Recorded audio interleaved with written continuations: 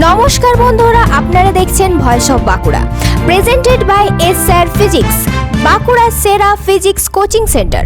আজ গোটা জেলা জুড়ে এবং কলকাতায় স্বাস্থ্য ভবন ঘিরে একসঙ্গে পথে নামলেন আশাকর্মীরা। স্থায়ী নিয়োগ, ন্যূনতম বেতন এবং বকেয়া ভাতার দাবিতে আজকের আন্দোলন আরও তীব্র আকার নিয়েছে।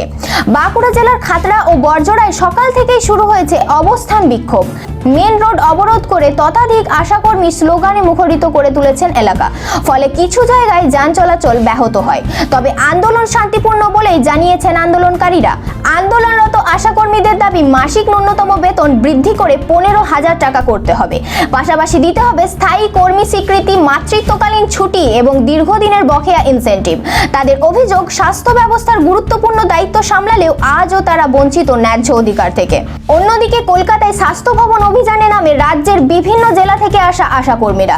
স্বাস্থ্য ভবনের কাছে পৌঁছাতেই পুলিশ তাদের আটকানোর চেষ্টা চালায়। এর জেরে উত্তেজনা ছড়ায় চত্বরে, কয়েক জায়গায় ধস্তাধস্তির ছবিও সামনে এসেছে।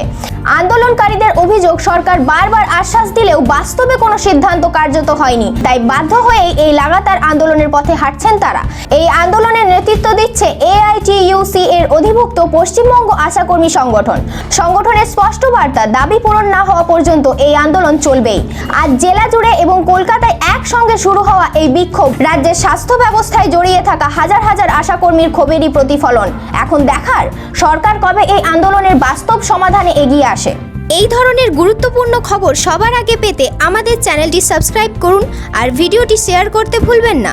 আপনার মতামত কমেন্টে জানান আর লাইক শেয়ার করে ভয়েস অফ বাঁকুড়ার পাশে থাকুন।